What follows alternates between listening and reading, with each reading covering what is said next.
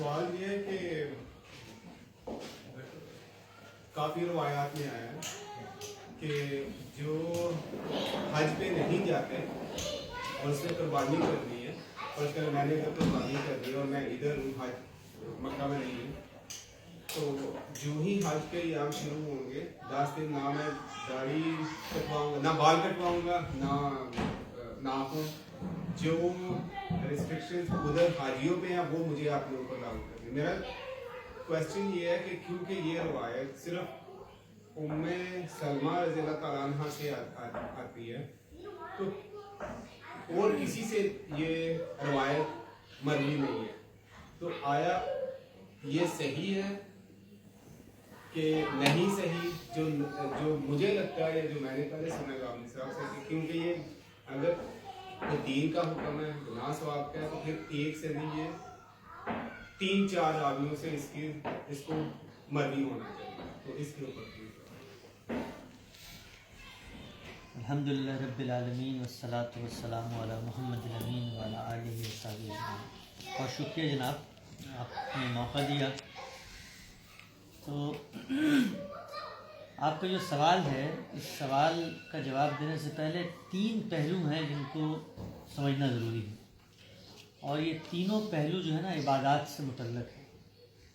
تمام عبادات، کوئی بھی عبادت ہو، اس میں یہ 3 پس منظر کی چیزیں ہیں جن کو اگر ہم سامنے رکھیں گے تو پھر ہم جو سوال آپ نے کیا ہے اس کے جواب تک پہنچ سکتے ہیں۔ پہلی چیز یہ ہے کہ جتنی بھی عبادات ہیں وہ سب کی سب علامتیں ہیں، سمبلز ہیں۔ جب ہم کہتے ہیں نا کوئی چیز علامت ہے، سمبل ہے، تو اس کا مطلب یہ ہوتا ہے کہ اس کے پیچھے کوئی چیز کار فرما ہے۔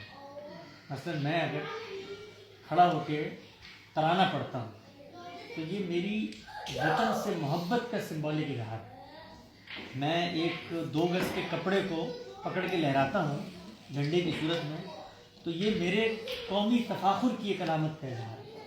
تو چیزیں ایک اپنا اظہار رکھتی ہیں اور ایک ان کے پیچھے فکر کا فرما ہوتی ہے۔ تو جتنی بھی عبادات ہیں وہ اصل میں علامات ہیں، سمبلز ہیں، ان کے پیچھے ایک فکر کا فرما ہے۔ مثلا ایک کو لے لیتے ہیں، نماز ہے۔ نماز بظاہر کیا ہے؟ آپ کھڑے ہوتے ہیں، جھکتے ہیں، سجدے میں جاتے ہیں۔ تو یہ جھکنا، سجدے میں جانا، یہ کیا ہے؟ یہ علامت ہے۔ کس چیز کی؟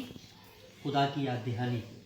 یعنی آپ یہ مانتے ہیں کہ دنیا میں ایک ایسی ہستی موجود ہے کہ جس کے آگے آپ کو جھکنا چاہیے، اپنی عاجزی، تذلل، اپنی کمزوری کا احساس دلانا چاہیے کہ میں اس سے اپنے تعلق کا رابطہ قائم کروں، بتاؤں کہ میں بہت کمزور مخلوق ہوں، تو اس کے لیے آپ جھکتے ہیں۔ تو یہ جھکنا اپنی ذات میں کچھ بھی نہیں ہے، مگر اس کے پیچھے ایک فلسفہ کار فرما۔ تو ہر عبادت کا ایک مقصد ہے جس کو ہم نے سمجھنا ہے۔ دوسری چیز عبادات میں جو ہے وہ یہ کہ ہر عبادت جس طرح اپنے کمبینیشن میں عبادت ہے، اسی طرح وہ اپنے اجزاء میں بھی عبادت ہے۔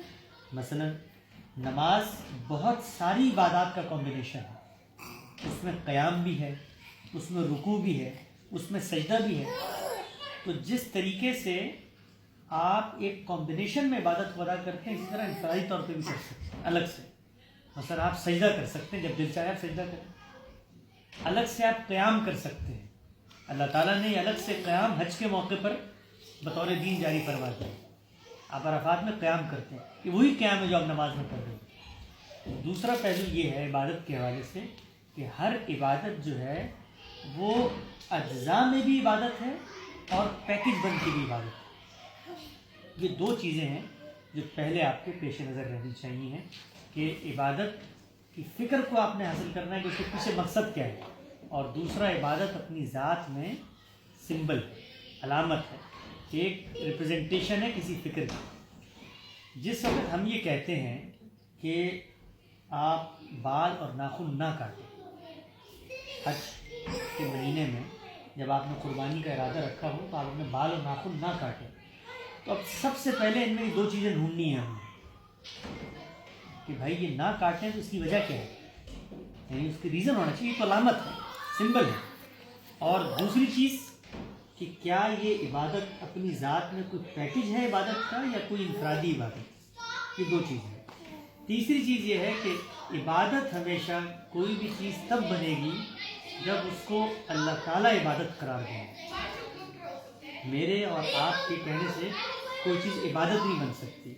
ام سلمہ کی ایک روایت سے کوئی چیز عبادت نہیں بن سکتی۔ عبادت تب بنے گی جب وہ بطور دین اللہ نے جاری فرمائی ہو، اللہ نے جاری فرمائی ہو، اللہ کے رسول نے جاری فرمائی ہو۔ اور اللہ کے رسول جب کوئی چیز بطور دین جاری فرماتے ہیں تو کسی کے کان میں نہیں بتاتے، بلکہ وہ اپنی ذات میں پوری امت میں شائع ہو جائے ہوتی ہے۔ اگر یہ تین پہلو کسی جگہ پائے جا رہے ہیں تو پھر آپ اس کو عبادت قرار دیں گے اور اس پر غور کریں گے۔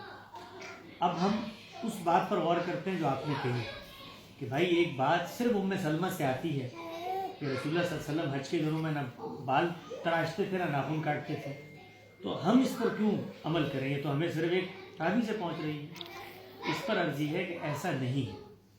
یہ عبادت اپنی ذات میں ایک مستقل عبادت کے طور پہ رسول اللہ صلی اللہ علیہ وسلم سے پہلے جاری تھی، اور اسی عبادت کو رسول اللہ صلی اللہ علیہ وسلم نے حج میں بطور دین جاری فرمایا۔ آپ جس وقت عمرہ کرنے جاتے ہیں یا حج کرنے جاتے ہیں تو آپ احرام باندھتے ہیں۔ احرام کو باندھتے ہی یہ پابندی شروع ہو جاتی ہے کہ آپ نہ ناخن تراش سکتے ہیں نہ بال کاٹ سکتے ہیں۔ اس کی کیا وجہ ہے؟ اس کی وجہ وہ دوسرا پہلو ہے کہ عبادت سمبل ہوتی ہے۔ کس چیز کا سمبل ہے؟ قدیم زمانے میں جب کوئی غلام بنتا تھا، یعنی جب کوئی شخص آپ کی غلامی میں آتا تھا، تو سب سے پہلا کام پتہ ہے کیا کیا جاتا تھا؟ سب سے پہلا کام اس کا سر مونڈا جاتا تھا۔ جب سر مونڈتے تھے اس کا تو وہ 6 لوگوں میں غلام کی حیثیت میں نمایاں ہو جاتا تھا۔ یہ ایک بہت پرانا ٹریڈیشن ہے۔ اسی ٹریڈیشن کو مذہب نے اپنے دائرے میں استعمال کیا، یوز کیا، ایسے جاری ٹریڈیشن کو کہ جو لوگ ایک دوسرے کے ساتھ غلامی کا اظہار کرتے ہیں بال کٹوا کے، تو کیوں نہ خدا کے سامنے غلامی کا اظہار سر منڈوا کے کیا جائے۔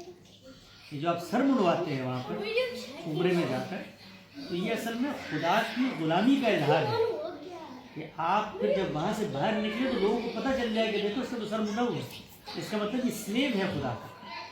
تو سر مونڈتے تھے اور ناخن تراشتے تھے۔ یہ دو کام کیے جاتے تھے۔ بائبل میں بھی اگر آپ پڑھیں تو صراحت کے ساتھ یہ چیز موجود ہے کہ جس وقت کوئی شخص بنی اسرائیل میں شامل ہوتا تھا یا ایمان لاتا تھا، سب سے پہلے اس کے بال کاٹے جاتے تھے اور اس کے ناخن تراشے۔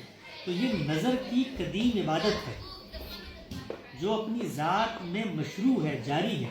یہ ہمیں سیدنا ام سلمہ سے نہیں پتہ چلی پہلی دفعہ، یہ پہلے سے جاری ہے۔ بائبل میں نے وہ مقامات جمع کیے، 13 کے قریب مقامات ہیں جہاں پر اللہ تعالیٰ نے اس کو دینی حیثیت میں جاری فرمایا ہے کہ اگر کسی نے اللہ سے تعلق کا اظہار کرنا ہے تو وہ قربانی کر سکتا ہے، بکرا ذبح کرے۔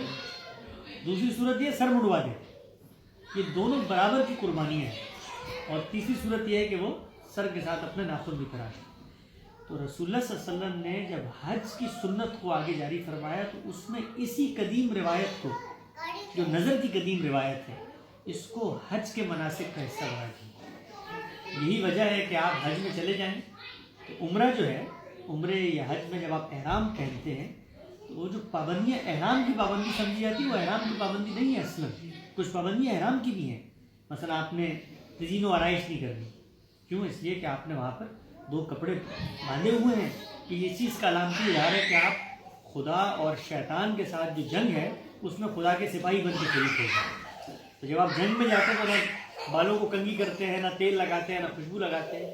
لیکن یہ جو پابندی ہے کہ احرام میں بال نہیں کاٹتے اور ناخن نہیں تراشتے، یہ اصل میں نظر کی قدیم روایت کی تجدید ہے۔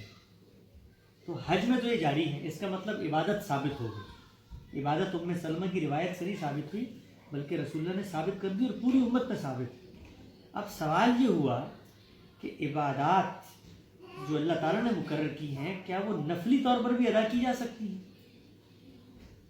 تو اس کا جواب یہ ہے کہ ہر عبادت اپنے حدود اور شرائط کے ساتھ نفلی طور پر بھی ادا کی جا سکتی ہے۔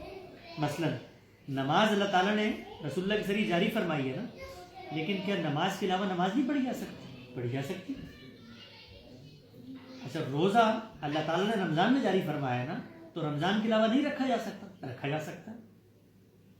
حج اللہ تعالیٰ نے جاری فرمایا ہے، تو کیا حج دوبارہ کیا جا سکتا ہے سال میں؟ نہیں کیا جا سکتا. کیوں؟ کیونکہ اس عبادت کے جو حدود و شرائط ہیں وہ اس کی اجازت نہیں دیتے. اس لیے نہیں دیتے کہ حج متعین ایام میں ہوتا ہے، متعین مقام پہ ہوتا ہے. میں امریکہ میں بیٹھ کے حج نہیں کر سکتا نفلی. تو حج کی جو حدود و شرائط ہیں، تو تمام عبادات اپنے حدود اور شرائط کی رعایت سے نفلاً بھی کی جا سکتی ہے، تطوعاً بھی کی جا سکتی ہے. تو یہ جو روایت ہے سیدنا ام سلمہ کی روایت ہے، وہ ایک جاری عبادت پر تطوعاً یا نفلاً عمل کا بیان ہے. یہ ایسی ہے کہ کوئی شخص یہ کہے کہ میں نے رسول اللہ صلی اللہ علیہ وسلم کو دن میں 2 رکعت نماز پڑھتے ہوئے دیکھا، تو میں اس سے کبھی یہ سوال نہیں کروں گا کہ اچھا رسول اللہ نے اگر دن میں ظہر کے علاوہ بھی 2 رکعت نماز پڑھی تھی تو یہ پوری امت کو کیوں نہیں بتایا؟ پوری امت کو بتانے کی ضرورت نہیں ہے، اس لیے کہ نماز اپنی ذات میں پوری امت میں جاری ہے. یہ نماز کا نفلی انعقاد ہے جو کیا جا رہا ہے. تو سیدہ ام سلمہ نے ایک جاری روایت، ایک جاری عبادت پر نفلاً عمل کو روایت کی. اگر وہ نہ بھی کرتی تب بھی ہم اجتہاداً اس روایت، اس عبادت کے اوپر عمل کر سکتے ہیں. اور یہ جو چیز ہے، آپ ذرا کبھی غور کیجئے گا. میں نے بھی اس پہ پہلے غور نہیں کیا تھا، لیکن جب غور کیا تو مجھے احساس ہوا کہ یہ کتنی عجیب و غریب چیز ہے. یہ جو عبادت ہے، یہ جو بال کاٹنے اور ناخن تراشنے سے اپنے آپ کو روکنا ہے 10 دن، اور پھر قربانی کے بعد یہ آپ نے بال کاٹنے. تو قربانی جو ہے وہ اصل میں کیا ہے؟ جس طرح میں نے بتایا نا، ہر عبادت سمبل ہے. تو قربانی اصل میں اپنی جان کا نذرانہ پیش کرنے کا سمبل ہے. قربانی کا مقصد غریبوں کو گوشت کھلانا نہیں ہے.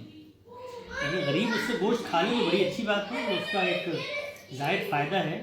لیکن قربانی کو قرآن مجید نے بیان کیا، ان صلاتی و نسکی و محیای و مماتی، کہ میری نماز اور میری قربانی اور میرا جینا اور میرا مرنا.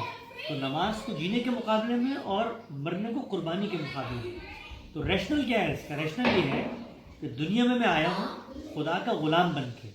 تو حق تو یہ تھا کہ خدا حکم کرتا تو میں اپنی رگ جان کاٹ کے خدا کے سامنے پیش کر دیتا، لیکن خدا نے میری جان کو محترم کر دیا ہے. اب میں کیا کرتا ہوں، میں سمبولکلی ایک جانور کو لیتا ہوں اور اس کی گردن پہ خدا کا نام لے کے چھری پھیر دیتا ہوں، اور خدا کو کہتا ہوں کہ اے خدا، اگر تو نے حکم دیا تو تیری منشا کے سامنے میں بھی ایسے ڈھہ کروں گا. تو یہ اس کا علامتی اظہار ہے. جب آپ یہ کر لیتے ہیں تو کرنے کے بعد اب آپ کو ایک طرف ہونا ہے نا، آپ شیطان کی طرف نہیں کھڑے. تو آپ بال مونڈتے ہیں اپنے، اور علامت کے طور پہ کہ غلام ہوں میں تیرا اور تیرے سامنے آئیں گا، اور ناخن تراشتے. تو یہ اس چیز کا لازمی تقاضا ہے کہ جب آپ نے بال مونڈنے ہیں تو پہلے بال چھوڑنے پڑیں گے آپ کو. تو جب تک قربانی نہیں کرنی تب تک آپ نے بال چھوڑنا. لیکن یہ ایک نفل عبادت ہے. تو رسول اللہ صلی اللہ علیہ وسلم سے بعض صحابہ نے پوچھا کہ یا رسول اللہ اگر جانور نہ ہو ہمارے پاس تو ہم کیا کریں؟ تو آپ نے فرمایا کہ جانور نہ ہو تو صرف بال تراش لو اور ناخن کاٹ لو. یہ بھی قربانی ہے، مکمل قربانی ہے. کیوں؟ کیونکہ جو میں نے دوسرا پہلو بتایا تھا کہ عبادات اپنے پیکج میں بھی مکمل عبادت ہوتی ہے اور انفرادی حیثیت میں مکمل ہوتی ہے. اس پہ جو حضرت عائشہ کی روایت ہے وہ بھی بتا دیں، جو اس پہ اختلاف کیا جاتا ہے. جیسے سیدنا عائشہ کی ایک روایت ہے، بعض لوگ اس پر یہ اشکال اٹھاتے ہیں کہ بھائی اگر یہ بال کاٹنا اور ناخن تراشنا عبادت ہی تھی تو سیدنا عائشہ نے ایک موقع پر ایک صاحب نے ان سے پوچھا کہ رسول اللہ صلی اللہ علیہ وسلم حجی کے جانور کی مراد یہ ہے کہ آپ خود حج پہ نہیں جا سکتے تو آپ قربانی کے جانور حرم میں بھیج دیتے ہیں کسی کے ہاتھ، اور وہ وہاں پر ذبح کر دیتے ہیں. تو کسی نے پوچھا کہ رسول اللہ صلی اللہ علیہ وسلم جب حج کے ایام آتے تھے، ایام تشریق آتے تھے، تو ان میں کیا کرتے تھے؟ تو سیدہ عائشہ نے کہا کہ وہ حجی کے جانور بھیجتے تھے، لیکن اس کے علاوہ وہ کوئی چیز اپنے اوپر حرام نہیں کرتے تھے جو اللہ نے حلال کیا. اس سے لوگوں نے استدلال کیا اگر نہیں کرتے تھے تو اس کا مطلب تو یہ ہوا کہ وہ پھر بال و ناخن بھی جو ہے وہ کاٹتے ہوں گے، وہ حج اور عمرے کی کوئی اور پابندی قبول نہیں کرتے ہوں گے. سیدنا عائشہ یہ کہہ رہی ہے. تو اس کا جواب یہ ہے کہ سیدنا عائشہ اصل میں ایک اطلاقی سوال کا جواب دے رہی ہیں. ان سے یہ پوچھا گیا ہے کہ جو احرام کی پابندیاں ہیں کیا رسول اللہ وہ اپناتے ہیں؟ احرام کی پابندیاں اصل میں کیا ہیں کہ آپ نے تزیین و آرائش نہیں کرنی, آپ نے شکار نہیں کرنا, آپ نے 2 کپڑے جوڑے پہن کے بیٹھنا ہے. تو یہ تو احرام کی پابندی ہے ہی نہیں. اس کا تعلق تو نظر کی قدیم روایت سے ہے, سیکریفائس کی روایت سے. تو یہ جو روایت ہے سیدنا عائشہ کی, یہ اس بات کی نفی نہیں کر رہی کہ رسول اللہ صلی اللہ علیہ وسلم جب یہ کہا جا رہا ہے کہ حج کے دنوں میں اور کچھ نہیں کرتے تھے تو یہ بھی نہیں کرتے ہوں گے. نہیں, اس کا تعلق دوسری عبادت سے ہے, نفی احرام کی پابندی ہوتی ہے.